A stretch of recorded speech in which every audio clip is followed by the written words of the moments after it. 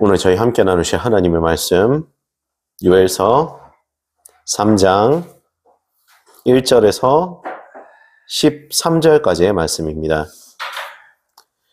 요엘서 3장 1절에서 13절까지의 말씀, 제가 가지고 있는 성경으로 구약 1273페이지입니다. 요엘서 3장 1절에서 12절까지의 말씀. 오늘 저희에게 생명으로 주신 하나님의 말씀 함께 교독하도록 하겠습니다. 제가 먼저 시작하겠습니다. 보라, 그날 곧 내가 유다와 예루살렘 가운데에서 사로잡힌 자를 돌아오게 할 그때에 네가 만국을 모아들이고 여호사밧 골짜기에 내려가서 내 백성 곧 내 기업인 이스라엘을 위하여 거기에서 그들을 심문하리니 이는 그들이 이스라엘을 나라들 가운데에 흩어버리고 나의 땅을 나누었음이며 또 제비 뽑아 내 백성을 끌어가서 소년을 기생과 바꾸며 소녀를 술과 바꾸어 마셨음이니라. 두로와 시돈과 블레셋 사방아, 너희가 나와 무슨 상관이 있느냐? 너희가 내게 보복하겠느냐?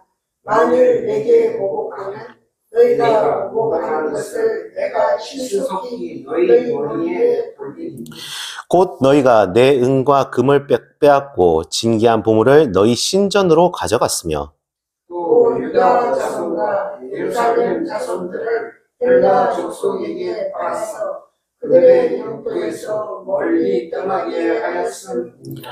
보라, 내가 그들을 너희가 팔아 이르게 한 곳에서 일으켜 나오게 하고 너희가 행한 것을 너희 머리에 돌려서 너희 자녀를 유다 자손의 손에 팔리니 그들은 다시 먼 나라 스바 사람에게 팔리라. 여호와께서 말씀하셨느니라. 너희는 모든 민족에게 이렇게 널리 선포할지어다. 너희는 전쟁을 준비하고 용사를 격려하고 병사로 가까이 나와서 올라오게 할지어다. 너희는 모습을 쳐서 칼을 만들지어다. 낫을 쳐서 창을 만들지어다. 약한 자도 이르기를 나는 강하다 할지어다. 사면의 민족들아, 너희는 속히 와서 모일지어다. 여호와여, 주의 용사들로 그리로 내려오게 하옵소서. 민족들은 일어나서 여호사밧 골짜기로 걸어올지어다. 내가 거기에 앉아서 사면의 민족들을 다 심판하리라. 같이 읽겠습니다. 너희는 낫을 쓰라. 곡식이 익었도다. 와서 밟을지어다. 포도주 틀이 가득히 차고 포도주 족이 넘치니 그들의 악이 크미로다. 아멘. 오늘 이 말씀에 대한 성령 하나님의 지혜를 간구하는 기도 함께 드리시겠습니다. 성령 하나님 감사합니다. 오늘 저희에게 생명의 말씀 주셔서 감사합니다. 말씀 속에 담겨있는 저희를 향한 하나님의 마음 깨달을 수 있도록 저희의 영혼을 활짝 열어주시고 성령 하나님 임재하여 주셔서 오늘 이 자리가 성령님의 말씀으로 가득한 자리 될 수 있게 하여 주시옵소서. 감사합니다. 예수님 이름으로 기도드립니다. 아멘. 오늘의 본문은 하나님의 행위대로 갚으시는 공의의 심판자의 모습이 보입니다. 이스라엘의 죄를 심판하신 하나님은 침략자의 죄에 대해서도 심판하시는 모습을 본문에서 볼 수 있습니다. 하나님이 두로와 시돈과 블레셋을 향해서 너희가 나와 무슨 상관이 있느냐고 4절에서 물으시는데 이 표현은 일종의 반어법적인 표현입니다. 너희가 한 일들이 나에게 매우 관련이 있다는 뜻으로 하신 말씀입니다. 이 침략자들은 예루살렘 성전의 제물을 가져다가 자기들의 신전의 전리품으로 삼았었고 이스라엘 사람들을 다른 나라의 노예로 팔았습니다. 이것들은 하나님의 소유를 도둑질한 것입니다. 때문에 하나님은 그들에게 행위대로 갚겠다고 선언하십니다. 선과 악을 가리시는 하나님은 공의의 심판자십니다. 이제 우리는 여기에서 하나님의 그 심판자의 기준에 있을 때 우리는 어떠한 위치에 있는가를 체크하고 또 생각해 봐야 됩니다. 하나님께서는 공의의 하나님이십니다. 즉 하나님의 뜻에, 그 말씀에 철저하게 기준을 가지셔서 그 말씀으로 인하여 우리를 심판하신다는 거죠. 그런 만큼 우리에게는 하나님의 말씀을 따라 우리 자신을 고쳐나가고 또 하나님의 뜻에 순종하는 것이 중요합니다. 그렇다면 그 당시 이스라엘 사람들은 왜 이 하나님의 말씀이 중요한 바를 알면서도 그 하나님의 말씀에 따르지 않았을까요? 그것은 바로 그들이 하나님과 교제를 거의 하지 않으려고 했기 때문입니다. 자기의 본문에 맞춰, 자기의 그 생각에 맞춰서, 자기의 뜻에 맞춰서 자기 뜻대로, 자기 생각대로, 자기 마음대로 해나가는 것이 슬프게도 인간의 대부분의 본성적인 모습입니다.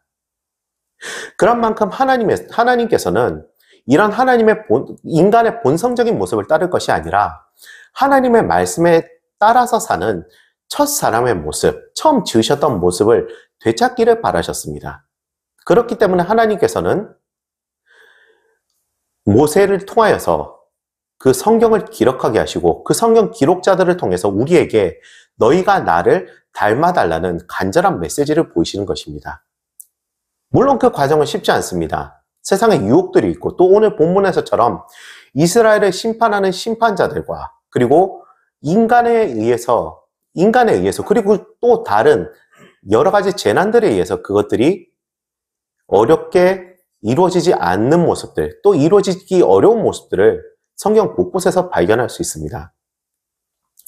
우리는요, 이 고난에 대해서, 그 고난의 벽에 대해서 그것을 어떻게 넘을 것인가를 생각하기보다도 우리 자신이 나약한 존재임을 먼저 자각을 해야 할 것입니다. 하나님이 준비하신 벽은요, 우리 인간 스스로로서는 절대로 넘을 수가 없습니다. 인간은요, 스스로를 구원할 수 없는 존재입니다. 그렇다면 그 인간 스스로를 구원할 수 없는 우리에게 하나님께서 어떤 방법을 준비하셨을까요? 오늘 본문에서는요, 하나님께서 그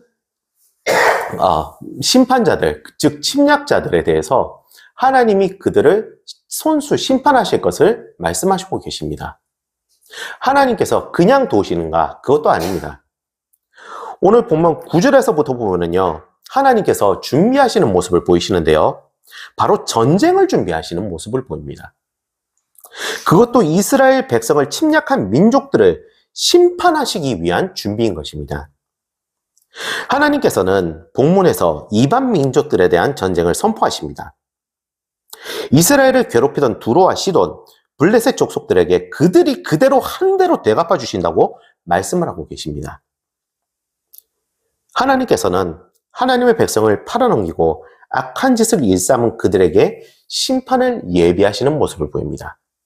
그렇게 하나님이 예비하신 계획의 시점에서 이스라엘은 심판받은 약자에서 하나님의 용사로 바뀌게 됩니다. 하나님은요, 본문에서 보신 것처럼, 방금 제가 말씀드린 것처럼 하나님이 함께 하심으로써 우리가 그 문제를 해결해 나갈 수 있게 하십니다. 우리 스스로는 절대로 할 수 없었어야 하는 문제를 하나님이 함께 하심으로써, 하나님이 손수 준비하게 하시고 그 모든 과정을 하나님의 손길로 인도하게 하심으로써 그것을 해결해 나갈 수 있게 하시는 것입니다. 그 과정 한 군데 한 군데에, 그리고 우리가 앞으로 나아갈 그 과정 중에는 하나님의 보이지 않는 손길이 이미 예비되어 있는 줄 믿습니다. 우리는요, 보이지 않는 앞길, 앞날을 걸어가는 사람들입니다. 그 속에서 하나님께서 인도하시는 그 손길을 발견하기 위해서는 우리가 하나님과 가까이 교제하는 습관을 들여야 됩니다.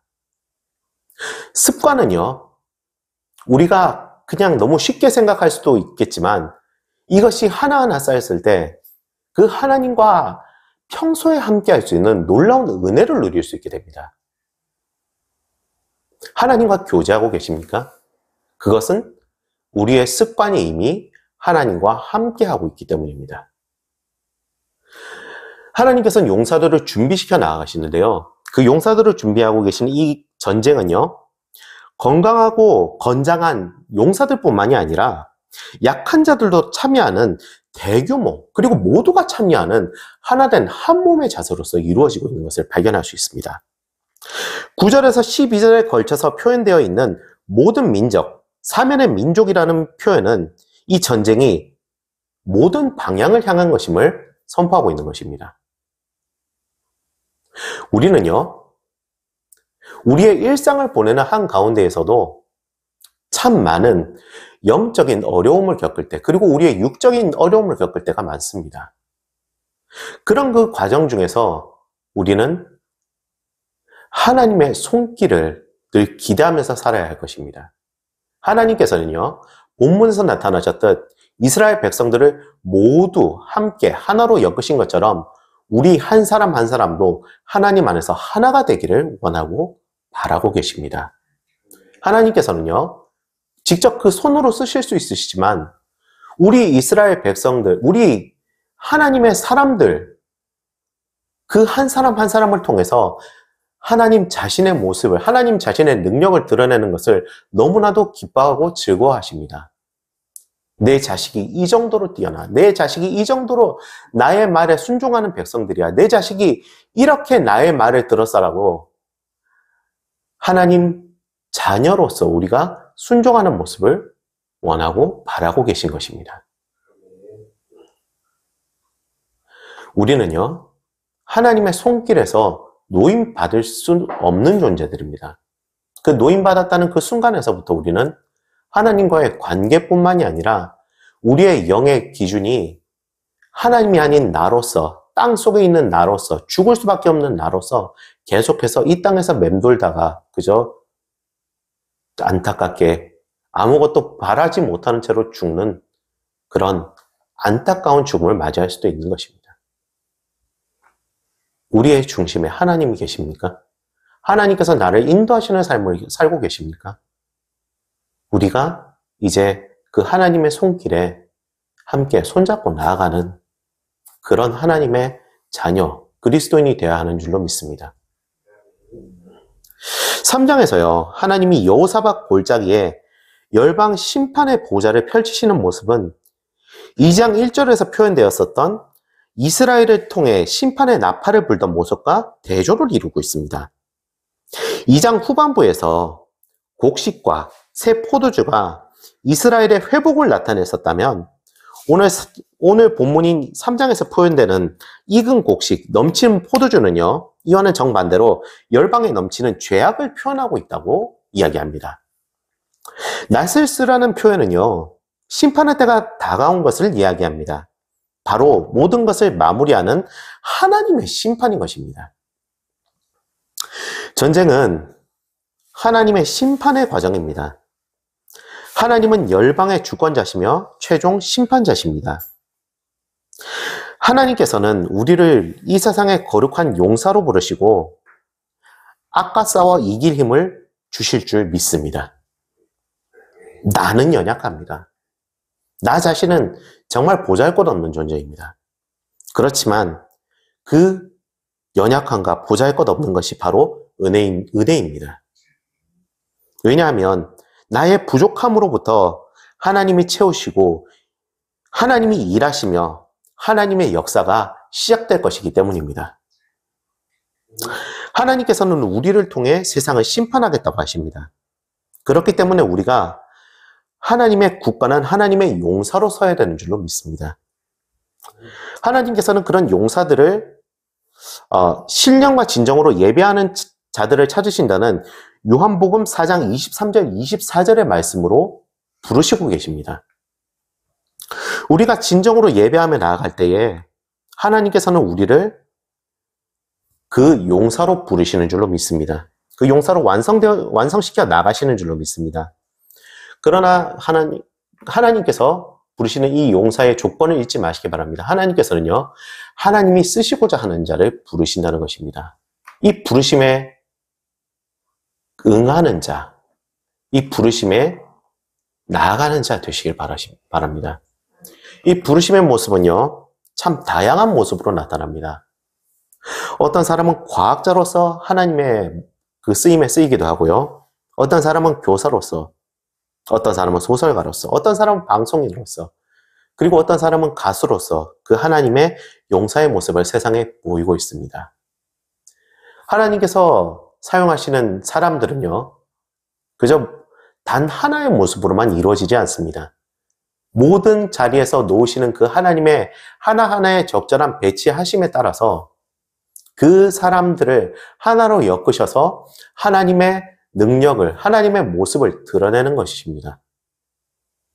우리는요, 그 속에서 내가 생각하는 것보다 하나님의 일하심을 먼저 기대해야 하는 줄로 믿습니다. 내 생각이 앞서십니까? 내려놓으시기 바랍니다. 내가 더 은혜롭다고 생각하십니까? 내려놓으시기 바랍니다. 내 뜻대로, 내 맘대로, 내 생각대로 할 때 하나님은 그 자리에서 일하시는 것을 멈추십니다. 이렇게 하면은 내가 더 은혜 받을 수 있을 거야. 이렇게 하면은 은혜가 넘칠 거야. 이렇게 하면은 내가 정말 하나님의 뜻에 맞춰 살 수 있을 거야. 하나님의 뜻을 크게 드러낼 수 있을 거야. 안타깝게도 그 자리에서 하나님은 일하시지 않으십니다. 하나님께서 바라시는 것은요, 하나님이 그 자리에서 드러나시는 모습이지 자신의 인간의 계획이 아닌 것입니다. 하나님께 동참하시는 은혜가 있으시기 바랍니다. 하나님이 계획하시는 그 계획에 함께 나아가고 우리의 뜻은 그 자리에서 잠시 내려놓으시기 바랍니다. 그럴 때에 하나님의 손길이 그 한 사람 한 사람을 통해 이루어져 나가는 줄 믿습니다. 꽃들도 그 자리에서 하나님께서 돌보셔서 핍니다. 그리고 흐드러지는 향기를 그렇게 아름답게 주변에 품습니다. 하나님이 나오시는 그 자리에 적절히 배치하신 하나님의 자녀들, 이제 내가 내 안목에 안 맞는다가 아니라 하나님께서 그 자리에 놓으셨구나. 하나님이 그 자리에서 완성시켜 나가시는구나를 믿고 그 자리에서 아름답게 일구어 나가실 하나님과 함께 동참하는 우리가 되기를, 그리고 기다리고 하나님의 그 아름다운 꽃이 피는 그런 그리스도인들의 모습을 보면서 함께 기뻐하는 우리가 될 수 있기를 간절히 소원합니다. 기도드리시겠습니다. 하나님 아버지 감사합니다. 저희를 용사로 불러주셔서 감사합니다. 하나님의 말씀 안에 거할 수 있게 하여 주셔서 감사합니다. 저희가 이제 세상 속으로 살아갑니다. 때로는 어떠한 사람들이 우리에게 내 뜻대로, 내 마음대로, 내 생각대로 해라 라고 하면서 우리를 정말 어려운 시험의 한 구렁텅이로 빠뜨릴 수도 있습니다. 하나님 아버지, 거기에 지지 않게 하여 주시옵소서. 하나님이 일하시고자 하는 바를 고대하고 기대하며, 그리고 기다리며 그 하나님의 뜻에 순종하며 나아가는 우리가 될 수 있게 하여 주시옵소서. 하나님이 피게 하시는 꽃이자 자녀이자 용사가 바로 우리들인 줄로 믿습니다. 그 뜻에 맞춰서 이제 우리가 하나님이 예비하신 때에 피어나는 하나님의 꽃이 되게 하여 주시옵소서. 감사합니다. 사랑합니다. 예수님 이름으로 기도드립니다. 아멘.